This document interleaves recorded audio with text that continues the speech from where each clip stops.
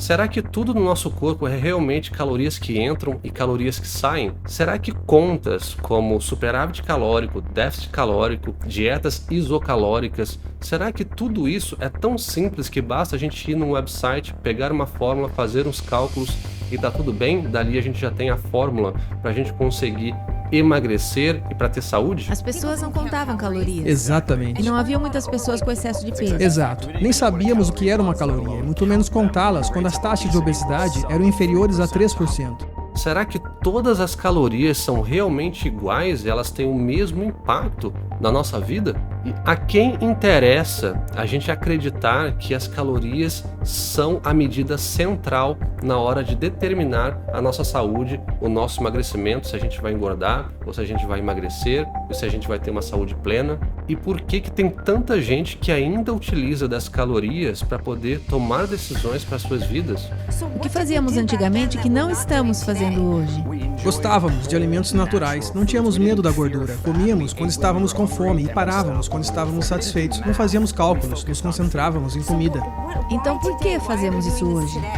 Quando você consegue convencer uma população de que as calorias são tudo que importa, você pode vender qualquer coisa como saudável, desde que você diminua o tamanho da porção e mantenha a contagem de calorias. Alimentos processados ou algo processado desde que sejam com poucas calorias diárias? Exatamente, não é mais sobre comida, é sobre calorias.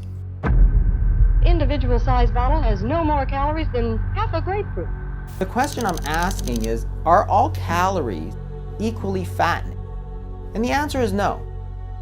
O conceito de calorias ele é um conceito derivado da física, né? As calorias são unidades de energia. E esse conceito aplicado à nutrição humana, ele vem da análise de alimentos que foram colocados em um calorímetro. O calorímetro ele é um aparelho que detecta, que verifica a variação de temperatura baseado na queima desses alimentos. O que acontece é que o calorímetro é um sistema fechado, enquanto que o nosso corpo é um sistema aberto, é um sistema complexo, é um sistema aberto e um sistema que tem múltiplas variáveis.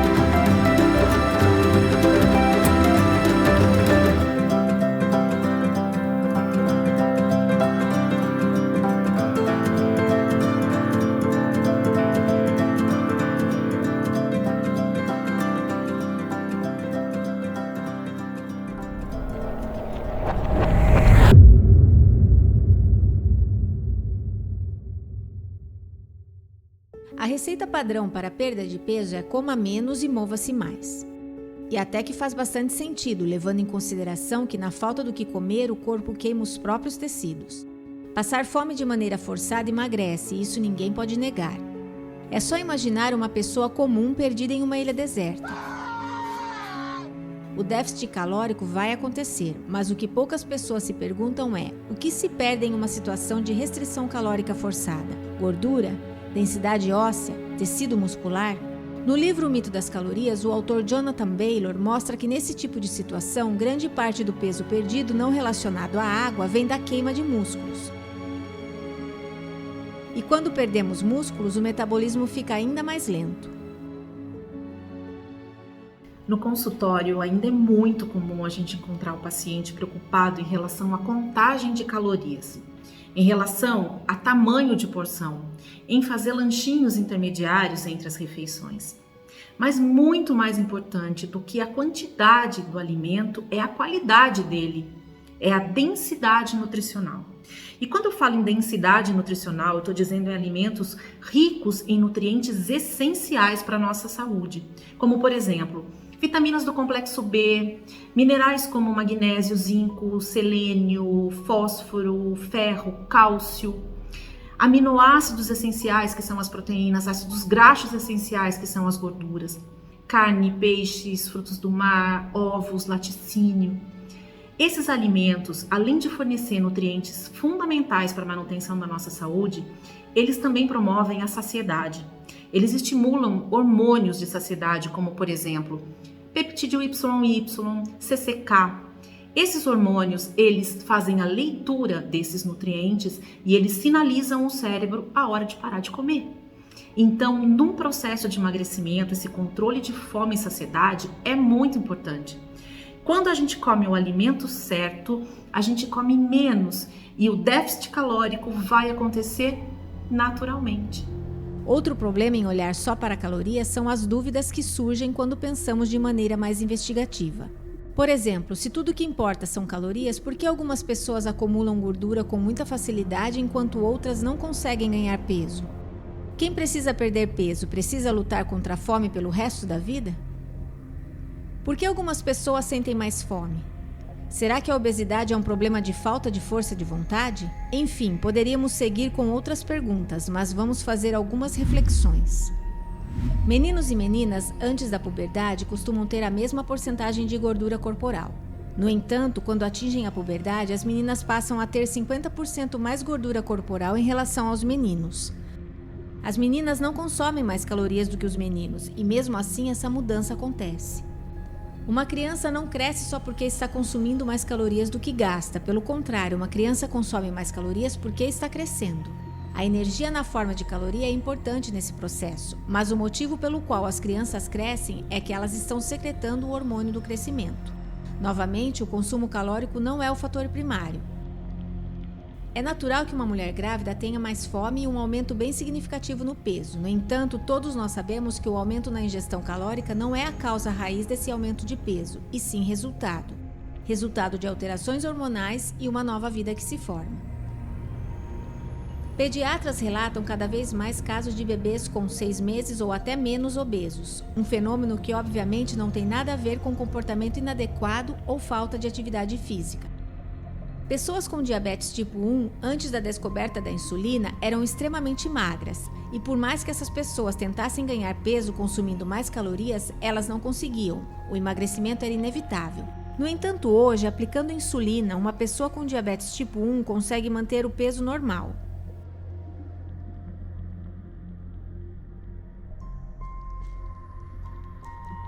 Ou seja, antes do fator calórico, o fator hormonal precisou ser corrigido. Novamente, o fator calórico não é primário.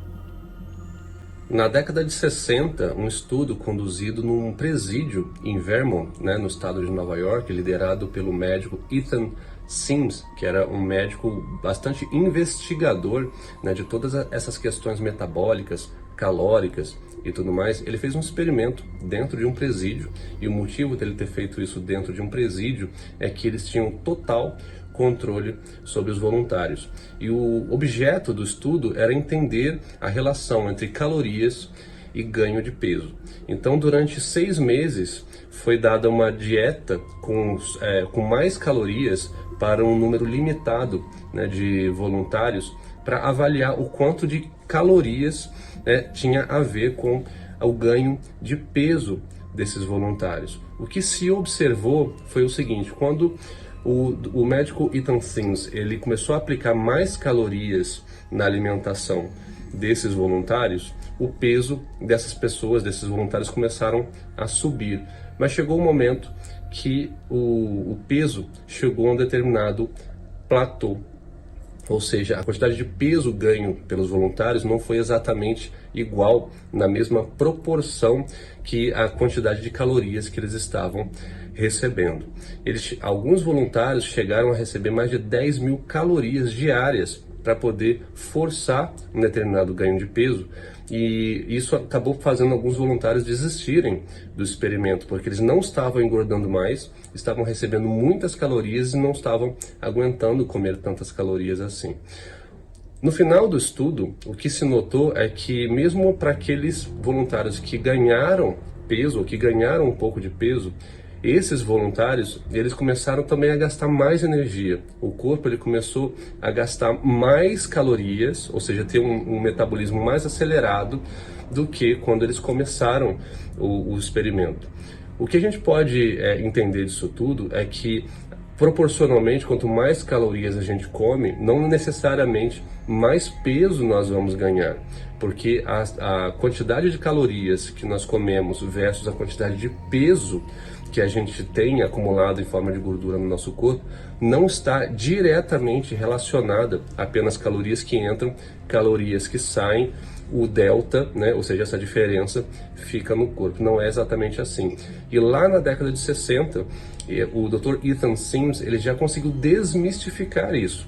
Ou seja, ele já conseguiu lançar uma pergunta, né, para toda a comunidade científica, dizendo: olha, existem coisas além das calorias que a gente precisa investigar quando se trata de metabolismo, se trata de ganho e de perda de peso. Então tem uma frase muito interessante de um personagem chamado Henry Mencken, que ele diz o seguinte: para todo problema complexo, existe sempre uma solução simples, elegante e totalmente errada.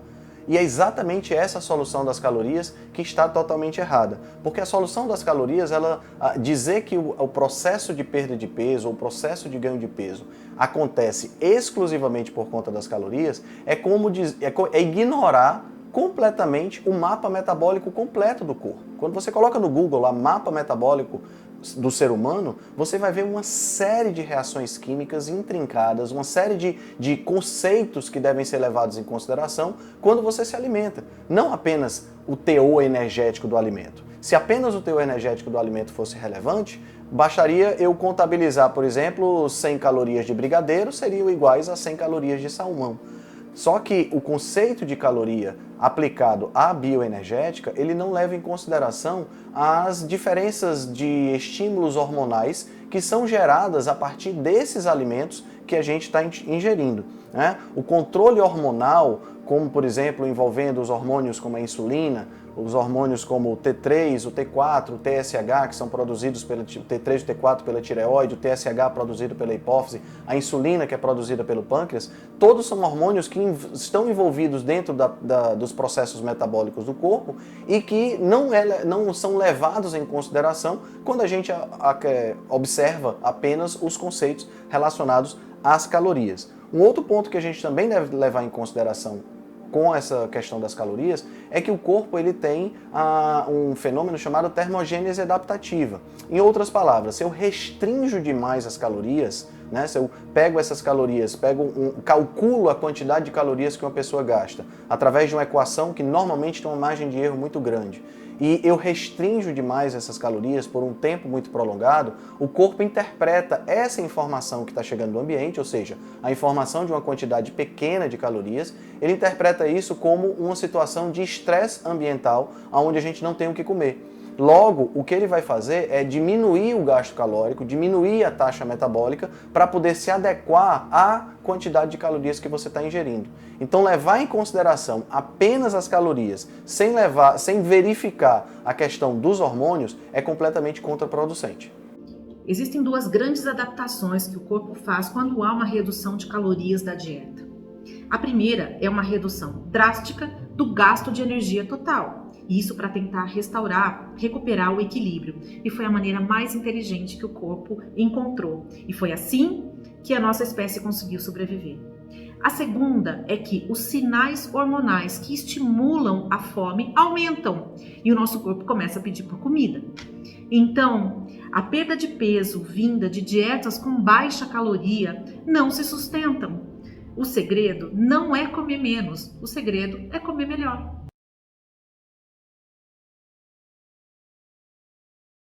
Normalmente a gente associa o termo calorias à comida, a gasto energético do corpo humano, à nutrição, a exercícios físicos e tudo mais, né?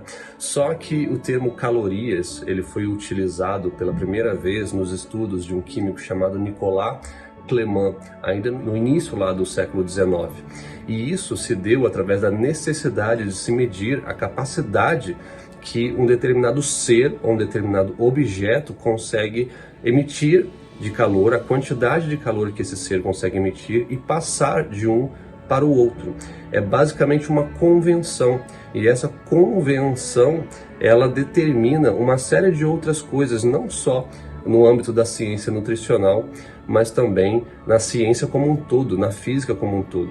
Esse tipo de estudo e esse tipo de medida revolucionou e ajudou muito os cientistas a compreenderem a natureza e a compreenderem a relação entre os seres e a transferência de energia de um ser para o outro. E foi com base nesse princípio, nas citações de Nicolas Clément, que um outro químico chamado Wilbur Atwater criou um sistema que a gente conhece hoje como Sistema Atwater, que basicamente convencionou a capacidade de produção energética dos alimentos e também o gasto energético dos seres humanos, de como que a gente gasta energia. E ele fez isso através de muitos experimentos na época, com tecnologias que existiam na época, para poder medir quanto de energia que o ser humano, o corpo humano emitia, e também através de uma máquina que é do século XIX chamada bomba calorimétrica. A bomba calorimétrica basicamente mede a energia de um determinado ser, e ele colocou, o Wilbur Atwater, ele começou a fazer experimentos de diferentes alimentos e colocou dentro desse aparato, dentro dessa máquina, diferentes alimentos, diferentes compostos para poder medir a quantidade de calor que aquele alimento ou que aquele ser, aquele objeto que ele colocava dentro da bomba calorimétrica poderia emitir. Isso tudo com base num princípio muito simples. O Wilbur Atwater tinha como premissa para os seus estudos que os seres humanos, eles eram máquinas, que nós somos máquinas, que nós precisamos de energia para poder sobreviver, e a gente gasta essa energia para poder viver. A gente, como se fosse um carro, um carro recebe o seu combustível, queima esse combustível para poder funcionar, para poder ir adiante. E foi com base nesse princípio que todos os estudos do Wilbur Atwater se fundaram. Então, por isso que o papel dele fazer toda essa medição dentro da bomba calorimétrica foi tão importante para os estudos dele. Então, essa questão de receber calorias e gastar calorias, isso foi o princípio básico dos estudos de Wilbur Atwater. E para a gente continuar isso, a gente precisa entender como que a bomba calorimétrica funciona. Basicamente, a bomba calorimétrica é uma máquina onde existem múltiplas câmaras dentro dessa máquina, onde é colocado, por exemplo, um alimento ali dentro, no meio, na câmara central, e esse alimento ele sofre uma pressão gigantesca, uma pressão muito grande, até que esse alimento, esse ser, esse objeto estudado, ele se inflama, ou seja, ele pega fogo, ele entra em combustão. E o calor gerado para aquele alimento que está ali dentro dessa câmara vai aumentar a temperatura da água que também está no outro compartimento dentro da máquina. Então, através disso, convencionou-se, desde lá de Nicolas Clément, que 1 quilocaloria, que a gente conhece hoje na ciência nutricional como caloria, 1 quilocaloria, que representa 1000 calorias, com C minúsculo, é capaz de aumentar 1 quilo de água em 1 grau. Ou seja, Se uma maçã, por exemplo, ali dentro da máquina tivesse 100 calorias, poderia aumentar a quantidade de 1 kg de água em 100 graus. Só que o sistema Atwater, lá no século XIX, não só determinou a quantidade energética de produção de energia de um determinado alimento. O sistema Atwater vai além.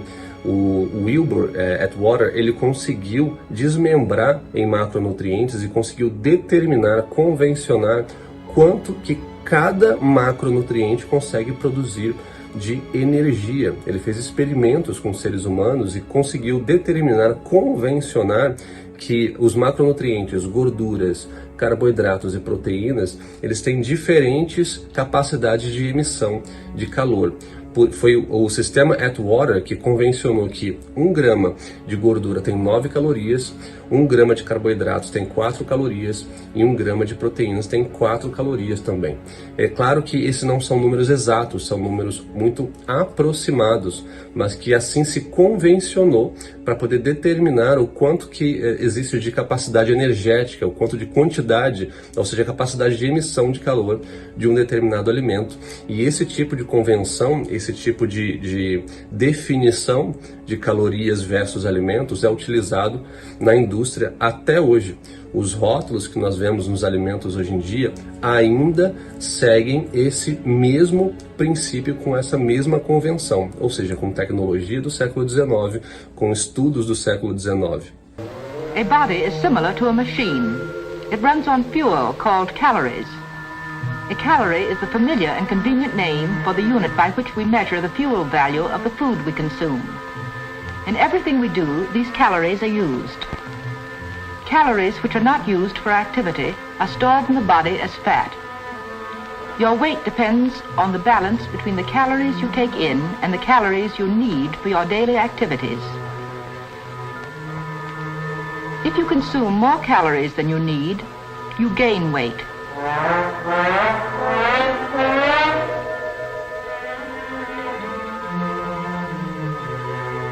If you take in fewer calories than you need, you lose weight.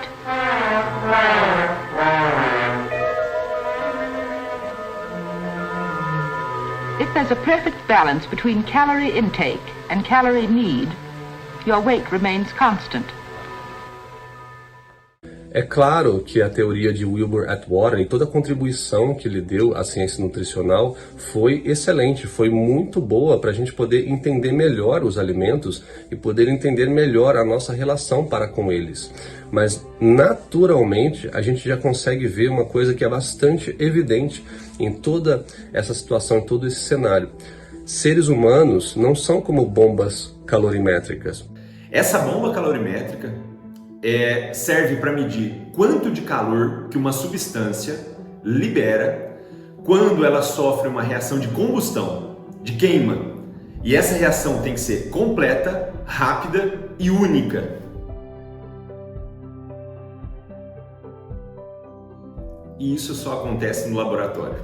O nosso corpo não faz essa reação nesses moldes. Então, no nosso corpo, aquela mesma substância não vai se comportar da mesma maneira que ela se comportou lá no laboratório. Jamais eu vou utilizar aquele número para interpretar qual vai ser a reação do meu organismo. O nosso organismo é muito mais complexo e interativo. Ele sofre influência de fatores intrínsecos, internos, próprios de cada corpo, e ele sofre influência de fatores externos, extrínsecos. Eu preciso pontuar quem é este indivíduo que está ingerindo tais calorias. De onde vêm essas calorias? Que tipo de nutriente está me fornecendo? É uma proteína? É uma gordura? É um carboidrato? É nada, é uma porcaria lá, é um produto industrializado, extremamente simples, refinado, ultraprocessado. Isso faz toda a diferença. Nunca será apenas a contagem de números. Seres humanos fazem milhões e milhões e milhões de processos químicos por segundo para poder conseguir se manter. Nós não queimamos alimentos como se fosse uma bomba calorimétrica. A gente não simplesmente pega um alimento, a gente ingere e a gente queima, a gente inflama ele até produzir energia para a gente poder funcionar. Não, é uma série de processos químicos muito complexos, com uma infinidade de elementos, de nutrientes, de vitaminas, de minerais, de enzimas que a gente precisa para poder orquestrar toda essa questão, né, de receber alimentos, se nutrir e manter o corpo funcionando. Ou seja, a gente não é simplesmente uma máquina que pega um combustível, queima esse combustível para poder funcionar. Não é bem assim. Nutrientes servem para nutrir e não para se inflamar e produzir energia. Nem tudo que a gente consome, que a gente come, vira energia. E nem tudo que a gente faz no nosso organismo gasta calorias também. Isso é uma coisa bastante importante da gente entender. Existem sim processos dentro do nosso corpo que são ativos, que precisam de energia para poder funcionar, e existem processos que são passivos, que não necessitam de calorias, de queimar calorias, de gerar calor para poder funcionar. Caloria é a quantidade de energia que um alimento tem. E esse conceito traz uma falsa impressão de que se eu contar calorias e ingerir menos calorias do que eu gasto, eu vou emagrecer. Ledo engano. Nós temos que buscar muito mais informações a respeito dessas calorias para conseguir selecionar e classificar se o alimento é bom ou não ao nosso metabolismo. O que eu quero dizer é que nós temos alimentos que contêm calorias vazias, e essas calorias podem ser muito altas ou podem ser muito baixas. Se elas forem vazias, ou seja, isenta de nutrientes, elas não têm o poder da termogenia do alimento. O poder da termogenia do alimento se dá quando você tem um alimento que, independente do seu valor calórico, ele vai trazer uma quantidade, uma densidade nutricional mais alta para o seu organismo, e isso faz com que o corpo trabalhe de forma otimizada. As suas células vão ficar felizes em receber toda essa nutrição e com isso conseguir trabalhar de uma forma rápida, de uma forma otimizada, queimando gordura, melhorando as funções fisiológicas. Essa caloria que vem de um alimento rico em nutrientes, essa caloria sim é uma caloria que vale a pena você ingerir, porque você vai fazer de forma indireta uma termogenia, uma queima calórica maior do que se você escolher um alimento de baixa caloria. Se basta contar calorias, por que a natureza criou tantas vitaminas, tantos nutrientes, tantos minerais? Por que a gente fica deficiente em minerais e vitaminas? Se basta contar calorias e tá tudo bem? Para a indústria alimentícia é muito interessante essa ideia de contar calorias, porque assim as pessoas vão escolher qualquer coisa, alimentos altamente palatáveis que viciam o paladar, né, da gente, e com isso nós vamos consumir cada vez mais alimentos processados. Se a ideia for apenas as calorias que entram versus as calorias que saem, isso aí contribui para a venda aumentar, né? Quando a gente pensa apenas em calorias sem pensar na qualidade do alimento, você compra qualquer coisa. Você pode lanchar um refrigerante, por exemplo, basta você contar as calorias. Então isso para a indústria é muito interessante. Contar calorias, tá aí uma das maiores falácias das diretrizes alimentares nos últimos anos. É constante nós percebemos pessoas tentando o emagrecimento e se baseando em cima desse método. Nosso corpo, ele não é matemática, ele não é exato apenas para você chegar e calcular quanto entra, quanto que sai, calorias in, calorias out. Isso realmente já está sendo demonstrado há anos que isso não vem funcionando.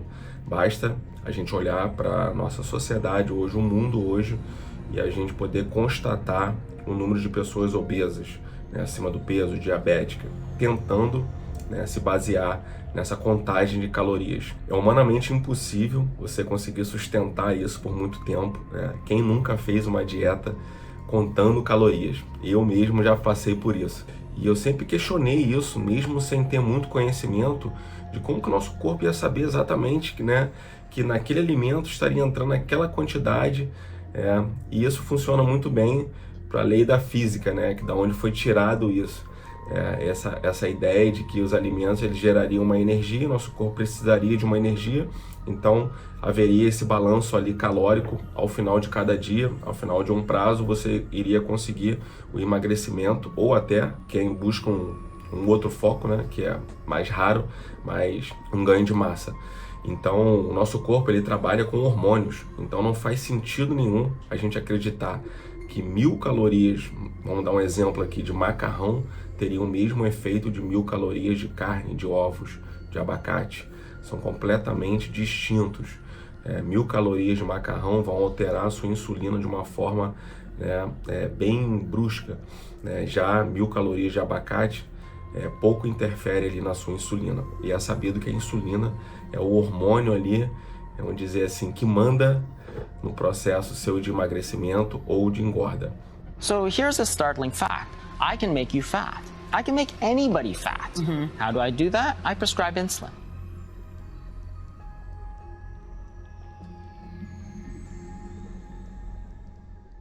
E é muito questionado isso. Poxa, mas não é a insulina baixa que emagrece? Sim, se a pessoa faz ou não déficit calórico. Acontece que o déficit calórico a gente consegue quando a gente come menos. Mas é tão simples, né? Basta comer menos. Mas esse é o segredo. Como é que a gente faz para comer menos, né? Como é que a gente faz para fazer déficit calórico? É só fazer dieta, mas isso parece que não está dando certo, porque a obesidade no mundo só aumenta. Então as pessoas não estão conseguindo ficar sem comer ou comer menos, né? E por que as pessoas estão comendo mais? Então a questão é sempre na origem. A gente vai atuar na origem. E é por isso que quando a gente faz uma estratégia low carb, a gente vai resolver essa questão, porque a gente vai diminuir a vontade de comer, né? A gente vai naturalmente fazer com que a pessoa coma menos comida e com uma menor frequência alimentar. Então a pessoa, ao invés de comer 6 vezes por dia, ela passa a comer 3 vezes por dia e ela vai comer menos. E como é que funciona essa mágica? Essa mágica funciona, vamos dizer, em 2 abordagens. Primeiro, a questão da correção hormonal, que realmente a pessoa vai baixar a insulina e vai liberar a gordura que está em depósito, né, que está nos adipócitos, ela vai ter mais acesso, fica mais disponível para ela aquela gordura ali, porque ela está com os hormônios funcionando corretamente. Não é porque ela está com a insulina baixa num nível assim anormal, não, ela está num nível mais adequado, mais saudável, ela corrigiu aquela insulina basal que é sempre alta, ela consegue voltar para uma base saudável.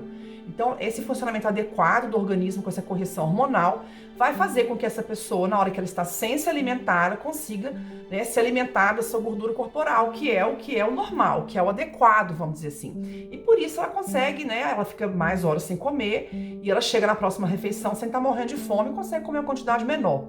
Então, essa base de correção hormonal é um dos princípios aí que faz com que a low carb ajude a mudar o comportamento da pessoa. Porque, veja, não adianta a pessoa ficar lá se segurando, morrendo de fome, né?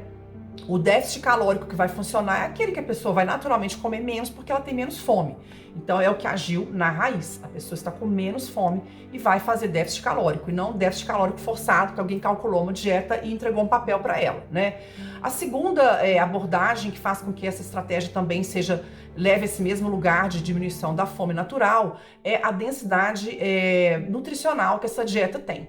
Então, é uma dieta que tem uma entrega proteica importante, lembrando que é uma entrega proteica de fontes naturais. Todo o nosso organismo funciona em resposta aos macronutrientes que nós ingerimos. Quando ingerimos fontes de carboidratos, o nosso pâncreas irá produzir insulina para metabolizar esse carboidrato e não vai produzir glucagon. Quando nós nos alimentamos de gorduras e proteínas, além da insulina, o nosso pâncreas irá produzir glucagon. O único macronutriente que não mexe na insulina, que não causa uma resposta expressiva da insulina, são as fontes de gordura. As proteínas e os carboidratos liberam sim insulina. Porém, quando nos alimentamos de proteínas, além da insulina, nós temos a resposta do hormônio glucagon, que vai causar um equilíbrio, evitando os picos de insulina. E o que nós não queremos são os picos de insulina. A insulina é necessária para nossa sobrevivência, ela não é uma vilã, ela tem um papel importantíssimo nas funções vitais do nosso organismo. Ela se torna ruim para nós num estado de hiperinsulinemia, que vai causar uma resistência à insulina nas células e isso sim vai levar a outras doenças. Então, no final das contas, não se trata de calorias e nem mesmo de emagrecimento, mas sim de saúde. Pois quando nos alimentamos basicamente de carboidratos refinados, onde a nossa alimentação é acima de 50% composta por carboidratos e do pior tipo que existe, que são os carboidratos refinados, farinhas e açúcares, nós com certeza ao longo dos anos nos tornaremos resistentes à insulina. Basta olhar para a população geral, o que tem acontecido.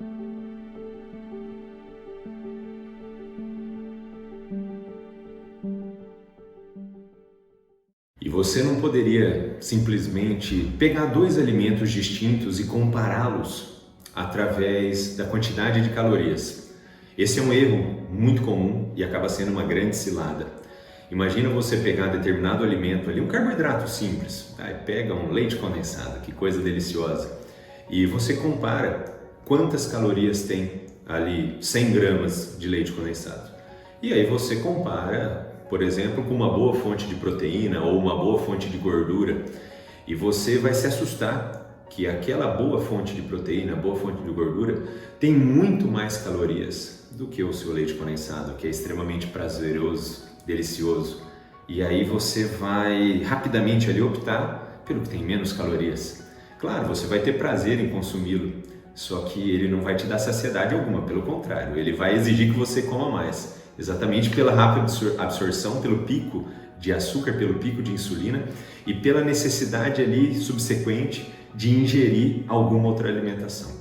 Já se você optar pelaquela mesma quantidade de calorias vinda ali de uma gordura boa, vindo de uma proteína, aquilo ali vai te dar saciedade, aquilo ali vai te dar nutrientes adequados, vitaminas, minerais, além, é claro, do próprio macronutriente. E essa saciedade vai ser a chave para o teu equilíbrio. O teu motor vai receber um combustível de ótima qualidade, vai utilizá-lo muito bem e a tua saciedade vai evitar que você precise, dali a pouco, ingerir novamente alguma outra energia, caloria vazia e fique nesse processo de realimentação, mas mantendo-se sempre muito pobre de nutrientes verdadeiros.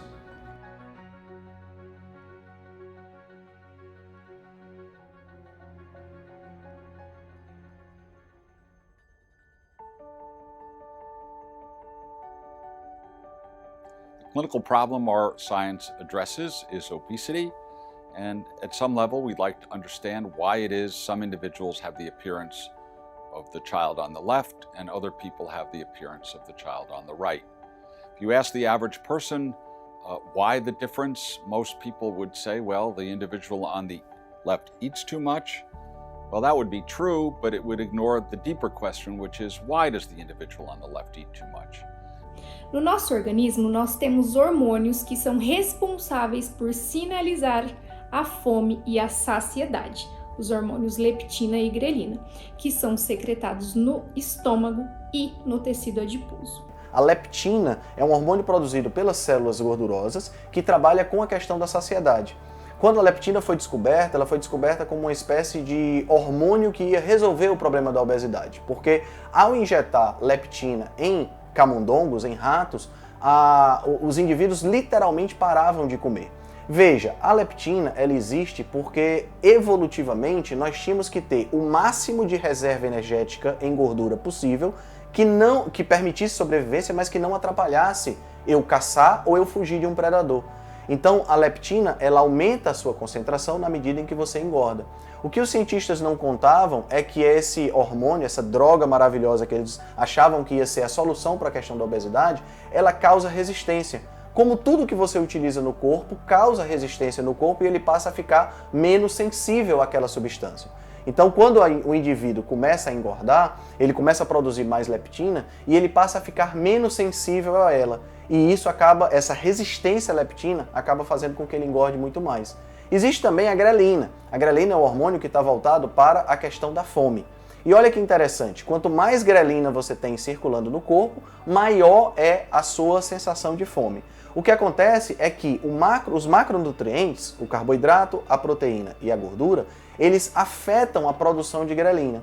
O macronutriente que mais afeta a produção de grelina de forma aguda, ou seja, de forma abrupta, é o carboidrato. Ele diminui drasticamente a produção de grelina, fazendo com que você fique saciado muito rapidamente. O grande problema é que essa saciedade, ou seja, essa falta de fome, essa não produção da grelina, ela dura muito pouco tempo.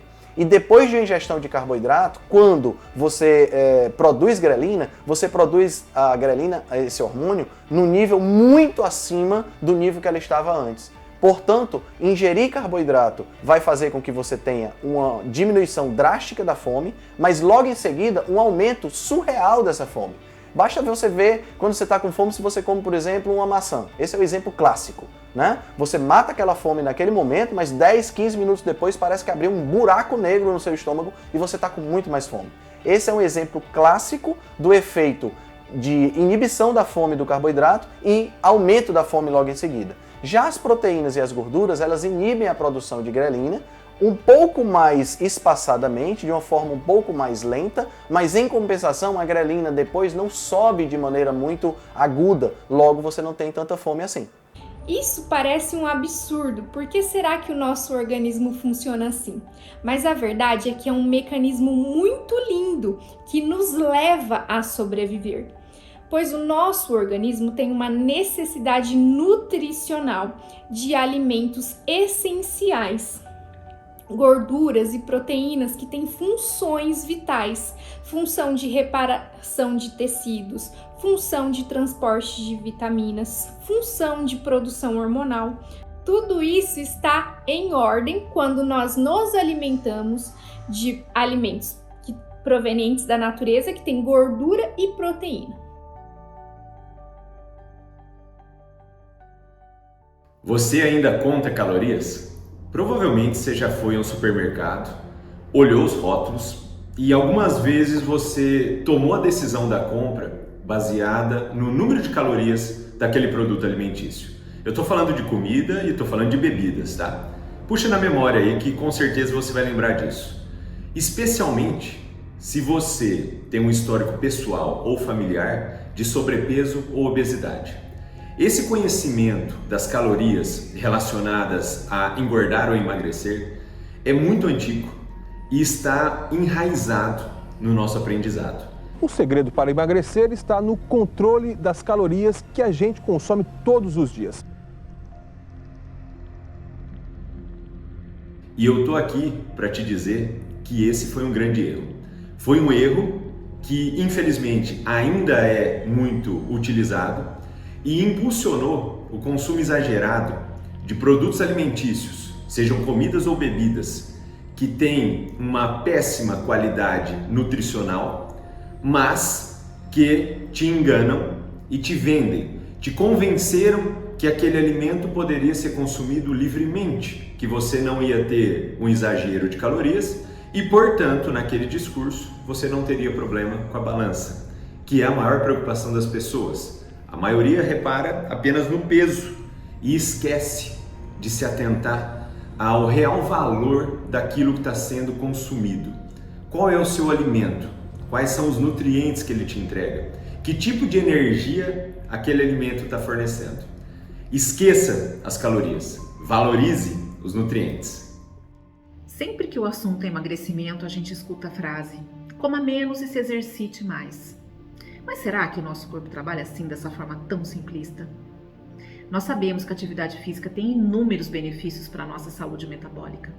A atividade física acelera o nosso metabolismo, acelera também a queima de gordura e aumenta a nossa taxa metabólica basal. Os estudos mais recentes reforçam a importância da atividade física com carga, do exercício resistido, aquele que promove maior hipertrofia, maior ganho de massa magra. Mas a gente esquece que uma boa alimentação, escolhendo os alimentos adequados, também faz o corpo queimar gordura, independente da atividade física que você faça. E o mais importante Nenhuma atividade física pode compensar uma alimentação ruim.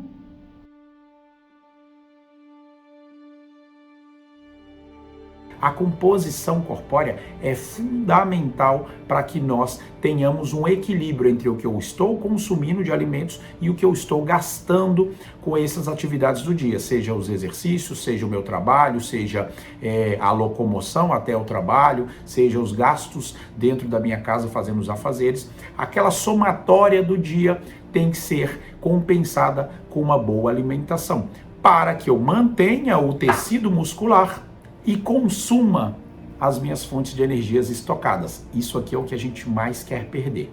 O que acontece quando alguém te indica fazer somente aeróbicos? Você tem um equilíbrio entre isso aqui, tá 20 quilos acima do peso, por exemplo, e você quer emagrecer os 20 quilos. Você não está preocupado com a composição corpórea, você só quer emagrecer. Você faz uma dieta muito restritiva, você faz muito aeróbicos e acontece isso aqui, ó. Você perde os dois tipos de tecidos. Porém, com o tecido muscular muito baixo, sua taxa metabólica basal também é muito baixa. Qualquer coisa que você coma em excesso ou um pouquinho fora do que está previsto naquele momento, você começa a subir somente esse tecido.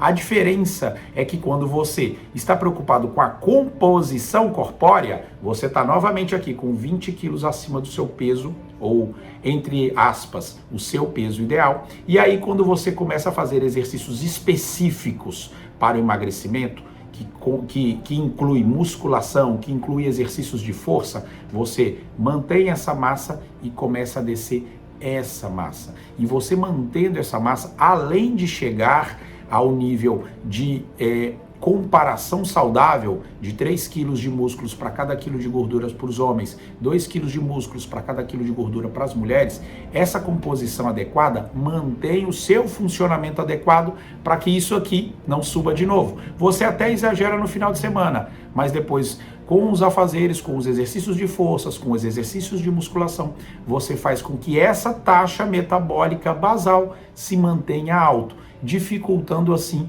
que você volte a acumular. Além disso, os exercícios de força, eles não gastam a energia somente no momento que estão sendo executados. O aeróbico gasta mais energia. Eu sei que as pessoas defendem que o aeróbico gastando mais energia vai te emagrecer mais rápido, mas ele só gasta energia naquele momento que está sendo executado. Enquanto que os exercícios de musculação, de força resistida, quando são executados, apesar de gastarem um pouquinho menos de energia no momento da execução, para a reparação daqueles músculos, ele se mantém em gasto durante 24, 48 horas. Então, quando você faz um exercício de força, se esforça para fazer aquele exercício, acontece pequenos traumas, pequenas lesões na sua musculatura que são benignas, mas que vão precisar ser reparadas. Você vai fazer uma alimentação adequada e a reparação de toda essa obra aqui vai te custar energia. E aí eu vou gastar essa energia para reparar essa. Lembrando que quando você está fazendo o processo de emagrecimento, o que vai acontecer é só o tecido adiposo que vai embora. Então, mais importante do que você preocupar com o peso de balança para o emagrecimento, é você se preocupar com a composição corpórea. Manter massa magra vai te dar muito mais saúde no futuro, além de manter você com um gasto calórico e energético sustentável para que você não volte a ganhar tecido adiposo. Você já ouviu falar de suplementação hipercalórica? Classificação de suplemento hipercalórico dá-se quando você tem por ml acima de 1,25 calorias. Então, cada ml do produto tem que oferecer acima de 1,25 calorias. Porém, quando você vai nessas lojas de suplementação para esportes, academia, né, e busca ali um suplemento para ganho de massa muscular, muitas vezes é indicado um suplemento hipercalórico para você. Será que isso está certo? Como a gente já falou, a caloria ela é um número que quantifica a energia, mas a energia sem a sua base nutricional adequada, ela não vai ter o seu objetivo atingido. Então, ou seja, quando você consome um hipercalórico sem ter treino adequado, sem ter proteína adequada, sem ter descanso adequado, sem ter uma alimentação adequada além da suplementação, essa suplementação muito provavelmente está sendo utilizada de duas formas erradas. A primeira, gastando um dinheiro que você poderia estar investindo em alimentos ricos nutricionalmente falando, que aí sim vão contribuir para o seu desenvolvimento de massa muscular. E a outra é que excesso de caloria vazia tem uma finalidade só e uma direção, um objetivo só, que é aumento de gordura corporal. A chave está no que você come e não no quanto você come. O resto, o seu corpo, que é muito eficiente no que ele faz, ele é muito inteligente, vai fazer por você. Imagina o futuro como se você pudesse ali, como um robô, você pudesse computar exatamente as calorias que você ingeriu. E às vezes a sua alimentação seria até ali uma cápsula ou seria um shake, né? Pensa lá naqueles filmes, aqueles desenhos animados que retratam o futuro. E aí você teria um número do que foi ingerido e você faria uma determinada atividade física para neutralizar. Imagina só que mágico que seria, mas não é assim. Nesse vídeo aqui você já nos acompanhou e viu que é muito mais complexo do que isso esse nosso metabolismo. Esse nosso organismo é incrível, nós não somos robôs.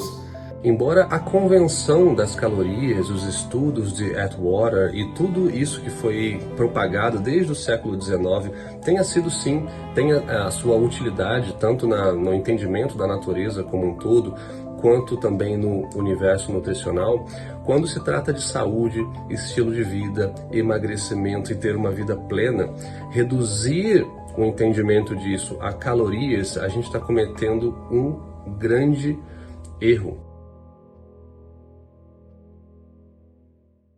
Olá, meu nome é Paulo Carol, hoje tenho 41 anos. Pela primeira vez na minha vida, eu hoje vivo no meu peso ideal. E mais, eu consigo manter o meu peso ideal. Ao longo de toda a minha vida, eu sempre estive acima do peso, do que eu deveria pesar, do que se estabelece como o ideal. E na minha cabeça, sempre emagrecer ou engordar era uma questão matemática. E eu entendi que caloria era tudo igual. Todos os alimentos, eu me preocupava basicamente em fazer uma conta de quantas calorias eu precisava comer, quantas calorias eu precisava gastar, e assim eu ia vivendo. Só que tinha um detalhe.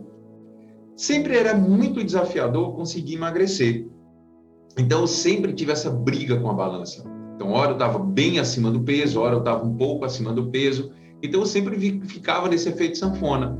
E quando eu emagrecia, e eu comia muito menos, eu diminuía drasticamente o meu consumo de calorias e aumentava, né, o gasto com atividade física, com musculação, com tudo, eu conseguia emagrecer. Só que chegava um determinado ponto que eu estagnava. E eu não conseguia passar dali, eu não conseguia passar naquele ponto.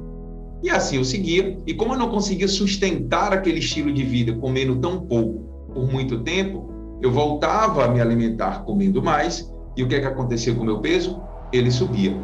E assim eu achei que era o normal, entendia que a vida era isso e que emagrecer basicamente se limitava a uma questão de força de vontade ou não. E quando eu decidi buscar novos conhecimentos, porque alguma coisa não fazia sentido nessa equação, não deveria ser tão difícil emagrecer e muito menos manter o peso, eu comecei a voltar e a pensar como era a nossa origem, como é que o ser humano surgiu na Terra, o que é que ele fazia, como ele se alimentava.